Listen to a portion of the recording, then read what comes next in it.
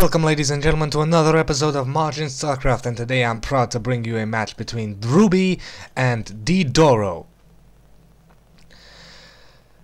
Now, if you don't know, both these players are really high tier players, so this match promises to be by no means short of epic.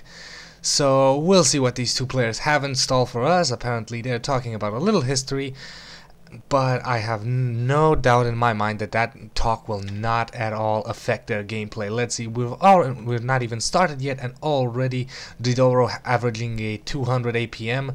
Well, on 133, but a 200 APM now, and Drewbie 126. Now, this APM, as I said in a lot of games, might not necessarily at this point in the game mean anything because it's just random clicking, but that random clicking is keeping you concentrated in the game.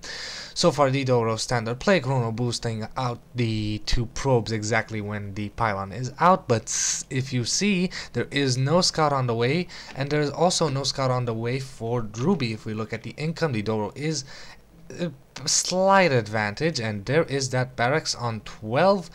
The supply depot is already here. There will be no early gas, and finally the scout for DdoRo is moving out across the map. The question is, will he find Drewbie, or has he sent it? Oh, bad! He has sent it to another expansion. This is unfortunate for DdoRo. Let's see if Drewbie's scout will make the same mistake and go across the map, because not scouting your opponent in time might mean that you won't be able to counter his moves. But the good thing is that Drewbie is not walling off, so DdoRo will be able to sneak inside his base. Still not sending a scout up. One gas is out. I'm guessing we had some lag there. 2 3 3 3 3 4 4 4. And finally the scout for Drewbie is also going out, and Drewbie is going to go the right direction, but because it's a very late scout, it will not have that big of an advantage by the time it goes in. So will this probe be about here, so the scouting will be very close. DdoRo has two gases, one gas already mining, chrono boosting out a zealot, a cybernetics core, so very standard build from DdoRo, while Drewbie has one marine and a second depot, so nothing special yet. A supply depot and another marine and a second barracks. So we have two racks on the way, and DdoRo is choosing not to scout his opponent because I guess he's thinking that the wall-in is done and there's no real point to lose that probe. He's getting a third pylon, and Drewbie is just being annoying, running around here, and the zealot chasing him, and he will never ever catch this probe. There is no stalker on the way. There is a sentry on the way with the rally point on the SCV. I don't think that will matter. Drewbie is hiding his probe here, so the SCV doesn't find it. I guess he wants to use the scout even later in the game. The SCV is going to go back home and probably start mining. We have a command center for Drewbie, which means we're gonna have a fast expand, a tech lab, which might mean a few marauders, and stim being researched very early, so we might see some early aggression. Well, early. God, what's wrong with my computer lagging today? And we finally have a second gateway and a robotics facility, so we'll see what that means, if the robotics facility will bring out Colossi or just your run-of-the-mill observer. Finally, DdoRo's gonna move in with the scout. I don't think it's gonna pass this wall of marines. He's very scared to move in, and he will survive. This probe will survive for now, but still, if we look at the vision, Drewbie has scouted a lot of his opponent's base, not all. He doesn't know that the robotics facility is on the way, but DdoRo knows nothing of what Drewbie is doing, so everything Drewbie is doing is a mystery. An SCV moving out, probably to get to this Selnaga tower, but finds the probe, and now a Dukem out between the two harvester. The probe has lost its shields, but the SCV is down in the yellow. I think the SCV would have won that fight, but it's decided to pull back. Meanwhile, at the units we have 2 zealots, 2 sentries for our Protoss player, and 7 marines and 1 marauder for Drewbie. A scan going down, so that means that the robotics facility has been spotted, and the gateway and the robotics bay. That means that Colossi will be on the way. So Drewbie might decide to push out right now before that Colossus is out.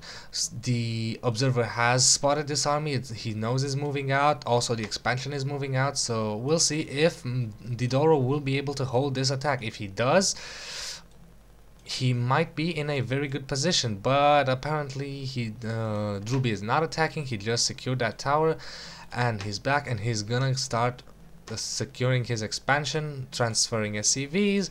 So right now the Protoss is a little behind, despite having economical advantage. When this second expansion kicks in, the Terran will be back in the mix. The observer is on top of this army. Drewbie hasn't noticed it yet, or has it? Will a scan go down? And he did. So much for the scan, getting a bunker down. I suppose he is expecting an attack right now. If we look at the army size, we have a 57/54 supply difference, but that is not a lot. The Terran, with the positioning and the bunker and the stim, will be able to probably hold this off. We have a pylon going down here, so DdoRo will be securing his own expansion, and the production tab says that there's a Colossus on the way. No thermal lance because there isn't enough gas. We have shields for the Marines, another Marauder, and a starport. I suppose Vikings will come into play to take care of that Colossi. We have a second pylon going down here, so the second 400 minerals is reached. Never mind. I'm thinking he just decided to pump out something else, probably this Colossus. And soon the expansion will go up for our Protoss player as well. I gotta say right now, even though DdoRo is with the map control, Drewbie is the one with the position. So all this means that he will be able to hold this, and he's sending out a scouting factory, which is really nice because this factory has 1000 HP, well 1250, so he will be able to do a lot of scouting before it goes down and see exactly where this army is. But right now I think that Drewbie with 2 bunkers here will be able to hold off the attack, no problem. Oh, the factory has been spotted, so sadly it won't do that much of scouting because the stalkers are going to try and put it down. If it goes, will it burn? Will it start to burn? Will Drewbie try to save it? He did, and he does. So the factory might be smoking, but it will survive for now. This fixed position for the Terran is very good play. Ooh, bad cut off position a little because he went back. Force fields being used to keep this army at bay, but the bunkers are keeping a lot of those Marines safe. And let's see how will this fight end. Right now the Colossus are doing a lot of damage and the ground army is just being decimated. SCVs being brought off the mineral line. That Guardian Shield did a lot of soaking up, and now DdoRo slowly falling back because these Marauders are going to take out that Colossi, and DdoRo calls it GG, and that's it.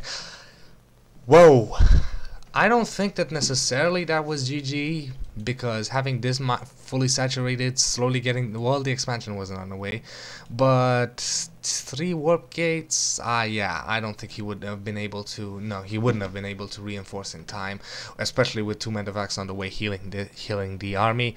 So this is great play. This was great play, a fast game from 2 pro level gamers, and I hope you guys enjoyed it. I certainly enjoyed it, and I suppose I'll see you guys next episode.